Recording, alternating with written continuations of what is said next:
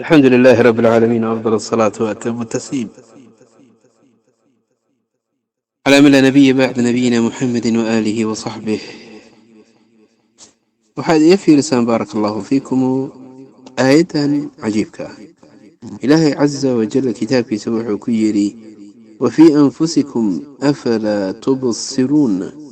wafii anfusikum naftiina maad fiirisaan, nafaftiina maa fiirsaan, jirkiina maa fiirsaan, siduu ilaahay nii abuuray maa fiirisaan, ilaahay subxaanahu watacaala siduu u jilciyay xubnaha jirkiina maa fiirisaan saad u cibaadaysataan, sayna ugu fududaato sujuudda iyo rukuucda iyo qiyaamka iyo fadhiga taxiyaadka, sayna ugu fududaadaan waxaasoo dhan.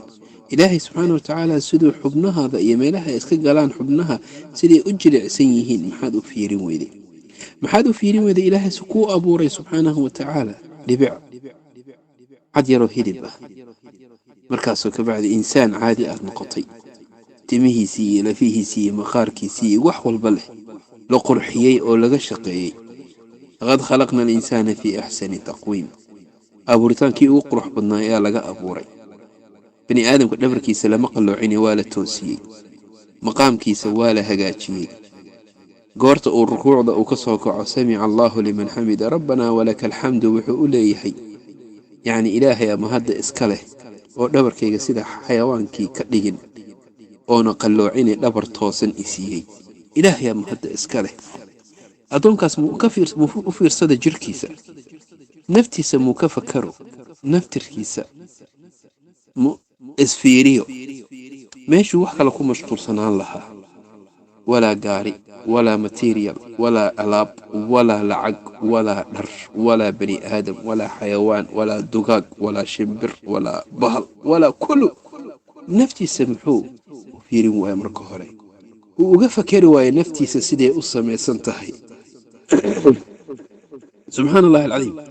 qof bani aadama aanan oqoonin naftiisa, aanan oqoonin maslaxadiisa, aanan oqoonin wixii u fiican, aanan oqoonin wixii anfacahaya, aanan oqoonin waxa dhibahaya, wuu iska socdaa un. dhibaataa ku dhacday, ma garanaya meel iiga yimaada, balaayaa ku dhacday, ma garanaya sida iigu dhacday, waxbaa si ka ah noloshiisa, ma garanaya waxsay u yihiin, wax walba ma garanayay. wafii anfusikum waaba lagu leeyahayba afalaa tubsiruun. naftaada maa baratid, naftaada maa ka shaqaysid, naftaada maad ilaalisid, naftaada ku mashquul.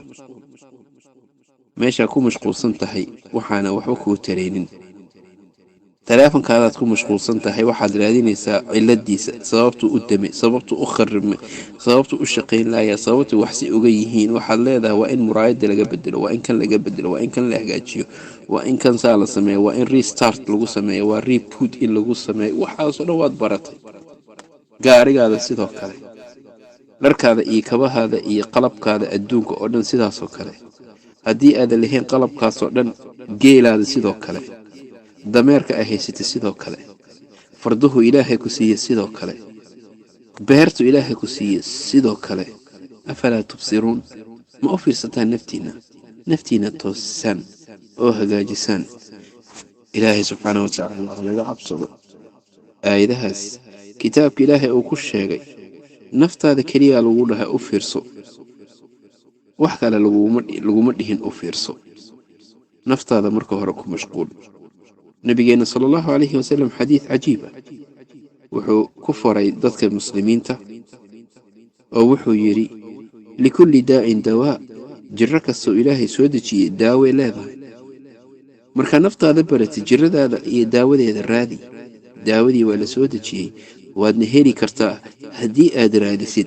sidaad u helaysid baytari, sidaad u helaysid kabo, sidaad u helaysid dhar, kuwa qaboobaha, kuwa kuleelaha, kuwa xilliga maaragtay sbringiga, kuwa xilliga foolka, sidaad ugu helaysid gaarigaada ooyalka u baahan yahay iyo biyaha uu u baahan yahay. naftaada jiradeedana waad u heli kartaa daawadeeda uu ilaahay soo dejiyey oo dhibaatada ka takhallusaysee. bal dadaal. musawirkaas quruxda badan wuxuu ku xasuusinayaa waa naftaada waxaada u jeedid, waa adiga waxaad halkaasita aad daawanaysid, adiga oo u samaysan wax walboo jirkaada uu u baahan yahay saad u socon laheed oo caafimaadi laheyd. والله تعالى أعلم. وصلى الله وسلم على نبينا محمد، والسلام عليكم. only with سعيد كرهني.